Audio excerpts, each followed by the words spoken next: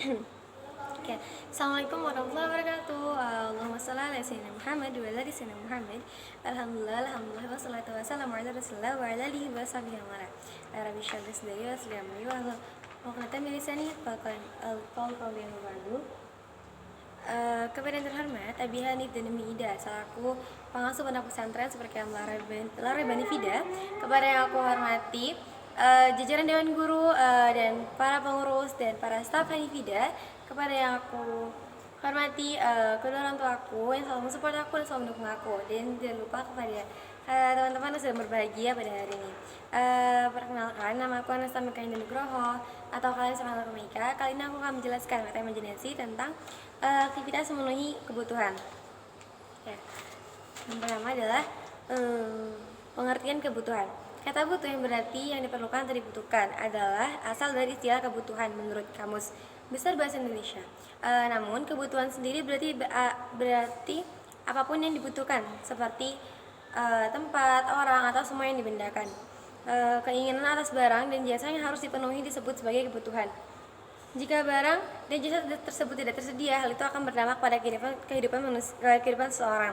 Misalnya, ketika kebutuhan vital seorang seperti makan tidak terpenuhi, kelangsungan hidup mereka akan terganggu. Kebutuhan dan keinginan tidak sama. Keinginan menurut Philip Kotler adalah kebutuhan manusia yang dibutuhkan oleh budaya dan kepribadian seseorang. Contoh kebutuhan adalah makanan, tempat tinggal, pakaian, komunikasi, pendidikan, dan kesehatan. Sedangkan contoh keinginan adalah makanan lezat, rumah mewah, mobil baru, ponsel canggih, dan lain-lain. Dengan membuat skala prioritas kebutuhan, manusia seharusnya mempertimbangkan jenis kebutuhan yang paling mendesak saat menulis mana yang harus dipenuhi terlebih dahulu. Ini karena manusia memiliki kebutuhan yang tidak terbatas. Daftar kebutuhan yang disusun berdasarkan tingkat kepentingan yang paling mendesak hingga kebutuhan yang dapat ditunda pemenuhannya disebut sebagai skala prioritas. Misalnya, seorang siswa yang sangat menyukai matematika dan dia tidak menyukai bahasa Inggris. Misalnya, seorang siswa yang menyukai bahasa Inggris dan tidak menyukai matematika.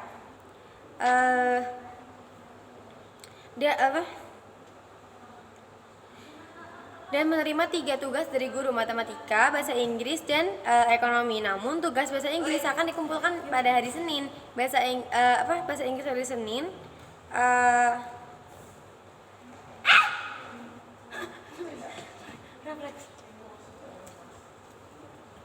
Ekonomi hari Rabu dan matematika hari Kamis. Bagaimana siswa harus memprioritaskan menyelesaikan tugas mereka? Skala prioritas tugas diurutkan berdasarkan waktu paling cepat untuk menyelesaikannya, meskipun lupa kata apa. Oke. Terus yang jenis-jenis kebutuhan manusia. Kebutuhan manusia dapat dikelompokkan berdasarkan tingkat kepentingan, waktu pemenuhan kebutuhan, sifat atau subjek pemenuhan kebutuhan. Pemenuh kebutuhan. Yang pertama adalah kebutuhan berdasarkan tingkat kepentingan.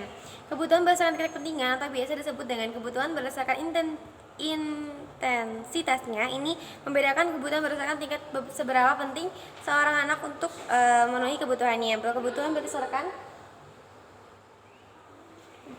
berdasarkan tingkat kepentingannya dibedakan menjadi kebutuhan primer, kebutuhan sekunder, dan kebutuhan dua doang.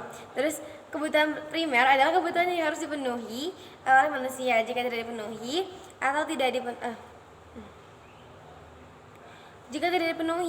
hal itu akan berdampak negatif pada kelangsungan hidup manusia. Kebutuhan primer juga disebut sebagai kebutuhan utama.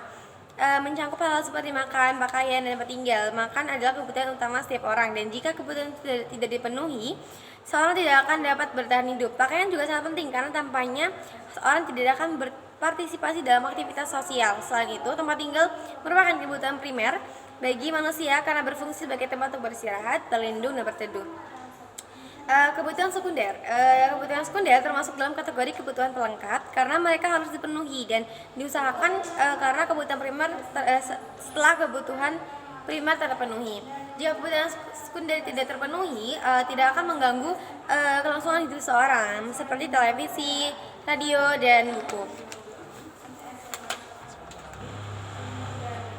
Next, faktor yang mengaruhi kebutuhan. Setelah mempelajari berbagai jenis kebutuhan manusia itu berbeda-beda dalam perkembangan mereka. Misalnya, supir taksi online harus memiliki mobil karena mereka tidak dapat beroperasi tanpanya. Sebaliknya, karyawan swasta yang bekerja di kantor setiap hari tidak akan membutuhkan ponsel. Namun, untuk meningkatkan status sosial mereka di masyarakat, artis atau pejabat harus memiliki mobil mewah. Faktor-faktor berikut mempengaruhi kebutuhan unik setiap orang.